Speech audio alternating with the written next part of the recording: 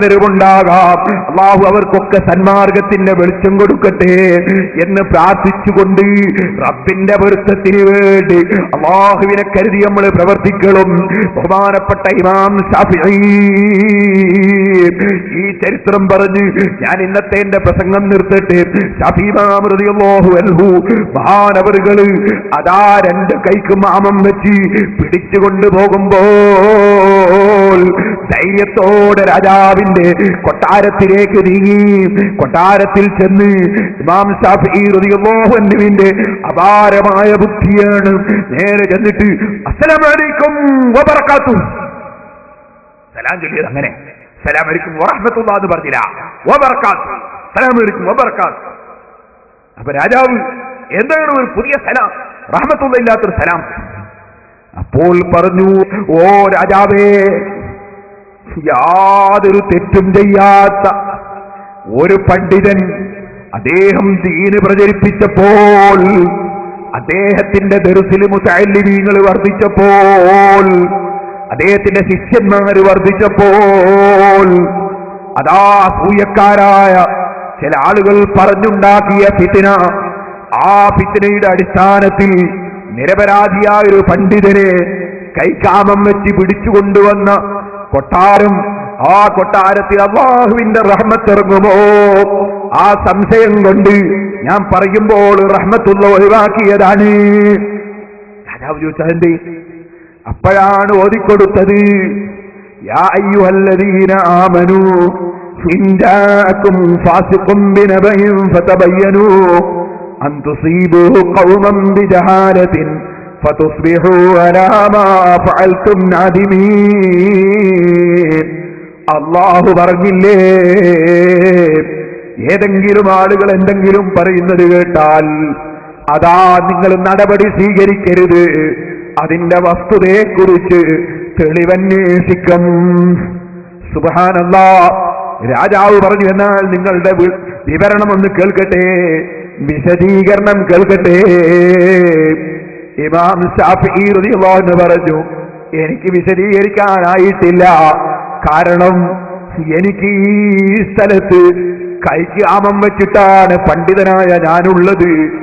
എനിക്ക് പാണ്ഡിത്യത്തിന് ഇൽമിനുള്ള ബഹുമാനം ഇവിടെ അംഗീകരിച്ചു കിട്ടാത്തത് കൊണ്ട് എന്റെ മനസ്സിന് സമാധാനമില്ല. രാജാവ് പറഞ്ഞു, ആ പണ്ഡിതന്റെ കയ്യിന്റെ ആമം അഴിച്ചു കൊടുക്കണം. ആമം കഴിച്ചിട്ട് പറഞ്ഞു, നാ വിശദീകരണം തുടങ്ങൂ. ശാഫിഈ ഇമാം തങ്ങൾ പറഞ്ഞു, ആയിട്ടില്ല രാജാവേ, നിങ്ങൾ രാഷ്ട്രീയ നേതാവാണ്, രാഷ്ട്രത്തലവനാണ്, നിങ്ങൾ കസേരയിലിരിക്കുകയാണ്. ഞാൻ അല്ലാഹുവിന്റെ ദീന് പഠിച്ചൊരു പണ്ഡിതനാണ്, ഖുറൈശി തറവാട്ടുകാരനാണ്. ഖുറൈശി തറവാടിന് ബഹുമാനമുണ്ട് ഇല്ലെന്നാണ് മൗലവിമാരുടെ വാദം. ഖുറൈശി തറവാടിന് ബഹുമാനമില്ലെന്നാണ് മൗലവിമാരുടെ വാദം. സുബ്ഹാനല്ലാഹ്. റസൂലുള്ളാഹിനെ നിസ്സാരപ്പെടുത്താൻ വേണ്ടി മൗലവിമാര് പറയുന്ന വാദങ്ങളാണ്, യഹൂദികളെ തൃപ്തിപ്പെടുത്താനാണ്. ആ യഹൂദി വാദം ഇതാ മുസ്ലിമീങ്ങൾക്കൊരിക്കലും സ്വീകാര്യമല്ല. അതിമൂ ഖുറൈശൻ, ഖുറൈശികളെ നിങ്ങൾ ബന്ധിക്കണേ. ശാഫിഈ ഇമാം തങ്ങൾ ഖുറൈശിയാണ്. ഖുറൈശി തറവാട്ടിലുള്ളൊരു പണ്ഡിതൻ വരും, ഇൽമു ലോകത്തൊട്ടാകെ നടക്കുമെന്ന് നബി സല്ലല്ലാഹു അലൈഹി വസല്ലം പറഞ്ഞതാണ്. തങ്ങന്മാരൊക്കെ ഖുറൈശികളാണ്, അതുകൊണ്ട് തന്നെ അവർക്ക് വലിയ മഹത്വമാണ്.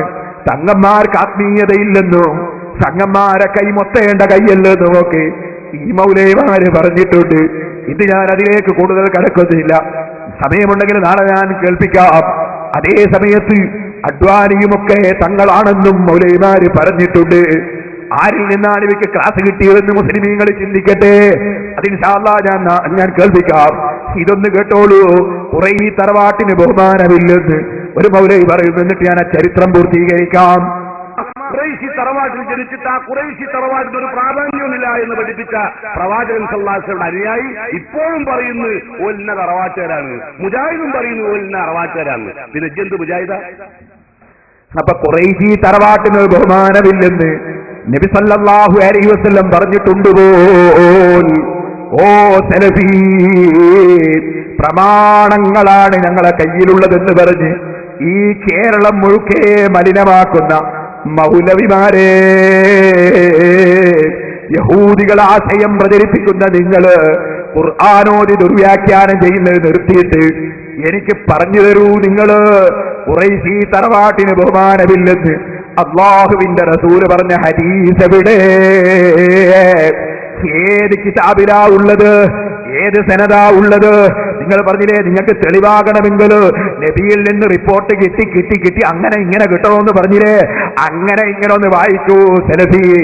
എവിടെയാ ഖുറൈശി തറവാട്ടിന് പ്രാധാന്യമില്ലെന്ന് പറഞ്ഞത്? പച്ചക്കള്ളം റസൂലുള്ളാഹിന്റെ പേരിൽ പറയുന്നതല്ലേ? ഇരിക്കട്ടെ, ഖുറൈശി തറവാട്ടുകാരനായ മഹാനായ ഇമാം ശാഫിഈ തങ്ങൾ പറയാണ്, എനിക്ക് കസേര കിട്ടിയിട്ടില്ല. രാഷ്ട്രീയ നേതാവായ നിങ്ങൾ കസേരയിലിരിക്കുന്നു, എനിക്ക് കസേര കിട്ടിയിട്ടില്ല.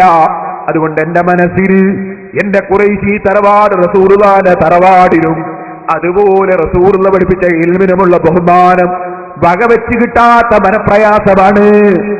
ബഹുമാനപ്പെട്ട ശാഫിഈ ഇമാം തങ്ങൾക്ക് കസേര കൊടുക്കാൻ അതാ രാജാവിന്റെ ഓർഡർ.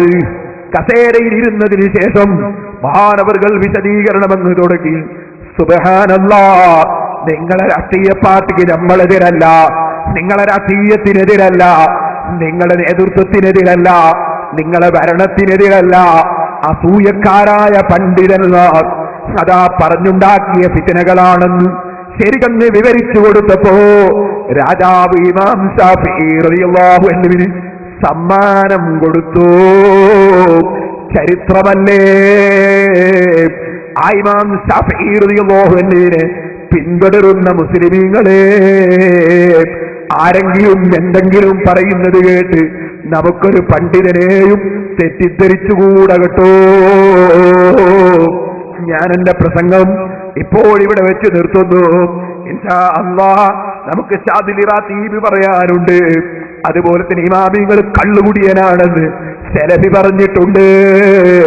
അതൊക്കെ ഇൻഷാ അല്ലാഹ് നാളെ ഞാൻ കേൾപ്പിച്ച് മറുപടി പറയുന്നുണ്ട്. അൽഹംദുലില്ലാഹ്, ഞാൻ സന്തുഷ്ടനാണ്. മഹാന്മാരായ ഇമാമിങ്ങളെ കള്ളുകുടിയനാണെന്ന് പറയുമ്പോ, മുശ്രിക്കാണെന്ന് പറയുമ്പോ, അവര് ദീനിന്റെ ശത്രുക്കളാണ്, തെറ്റുപറ്റിയിട്ട് നമ്മളെ പറ്റിച്ചവരാണെന്ന് പറയുമ്പോ അവർക്കെതിരെ സംസാരിക്കാൻ അല്ലാഹ് അവസരം തന്നല്ലോ. അൽഹംദുലില്ലാഹ്, ഞാൻ വളരെ സന്തുഷ്ടനാണ്. ഞാൻ എന്റെ മുസ്ലിമീങ്ങളോട് ഉണർത്തുകയാണ്, അതെ, നിങ്ങൾ അല്ലാഹനെ മറന്നുകൊണ്ട് ഈ മൗലവിയെ കേട്ട് പരാജയപ്പെട്ടു പോകല്ല കേട്ടോ. ഈ മൗലവിമാർ അവര് നിങ്ങളെ ഏറ്റെടുക്കുമെന്ന് നിങ്ങൾക്കൊരു ധാരണ വേണ്ട.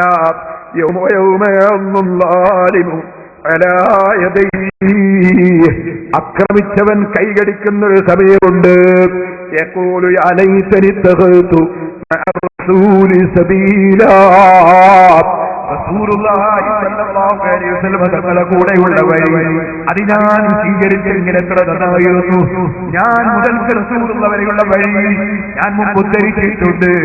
അതുപോലെ ഈ പണ്ഡിതന്മാരെ കൈവശത്തിലുണ്ട്.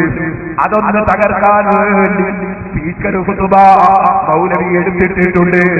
ഇൻഷാ അല്ലാഹ് ഞാൻ പറയട്ടെ, സ്പീക്കർ ഖുതുബയുടെ കാര്യമൊക്കെ ഞങ്ങൾക്കറിയാം. സദഖത്തുള്ള മുസ്ലിയാരുടെ പണ്ഡിതനാണ്, മഹാനാണ്. അതുപോലെ കണ്യത്ത് ഉസ്താദ് മഹാനാണ്, പണ്ഡിതനാണ്. ഉള്ളാസങ്ങളും ഒക്കെ ഉസ്താദും ഒക്കെ പണ്ഡിതന്മാരാണ്, മഹാന്മാരാണ്. എന്താണ് മൗലവിയുടെ സ്പീക്കർ ചർച്ചക്കുള്ള മറുപടി? പറയട്ടെ, സംസ്ഥാന കേരള ജമിയത്തുൽ ഉലമയിലെ ഒരു പണ്ഡിതനെയും ആക്ഷേപിക്കാതെ, ഒരാളെയും നിസ്സാരപ്പെടുത്താതെ, മറ്റുള്ള സംഘടനയിലുള്ള അരികളെ നിസ്സാരപ്പെടുത്താതെ, നാളെ അതിന്റെ വസ്തുത എന്താണെന്ന് സെറയിന്റെ വീക്ഷണത്തിൽ ഞാൻ വിവരിക്കുന്നത് നാളെ അല്ലാഹുവിന്റെ തൗഫീഖോട് നിങ്ങൾക്ക് കേൾക്കാം. ഞങ്ങളെ കുടുംബം സുന്നത്ത് ജമാഅത്തിന്റെ കുടുംബം, അതിൽ കണ്യത്ത് ഉസ്താദുണ്ട്, സദഖത്തുള്ള മുസ്ലിയാരുണ്ട്, ഓക്കെ ഉസ്താദുണ്ട്, കന്തപുരം ഉസ്താദുണ്ട്, അതുപോലെ കീഴ ഉസ്താദിന്റെ ശിഷ്യൻ എന്റെ പുല്ലൂക്കര ഉസ്താദുണ്ട്. അങ്ങനെ അതാ ഞങ്ങൾ സുന്നത്ത് ജമാഅത്തൊരു കുടുംബമാണ്. ആ കുടുംബത്തിന്റെ കാരണവന്മാരും ഉപ്പാപ്പമാരുമായി ഞങ്ങൾ ഞങ്ങളെ മുൻഗാമികളായ നിങ്ങളുണ്ട്. അവരിൽ ഒരാളെങ്കിലും ജീവിതത്തിൽ എപ്പോഴെങ്കിലും നിസ്സാരപ്പെടുത്തി സംസാരിച്ച ഒരൊറ്റ വാക്ക് തെളിയിക്കാൻ കഴിയുമോ എന്ന് ഞാൻ വെല്ലുവിളിച്ചിട്ട് സെലഫി വീണതല്ലേ, പിത്തിനക്കാര് വല്ലതും പറഞ്ഞതല്ലാതെ എന്റെ വാക്ക് വരെ കാണിക്കാൻ കഴിഞ്ഞോ? എഴുതിയത്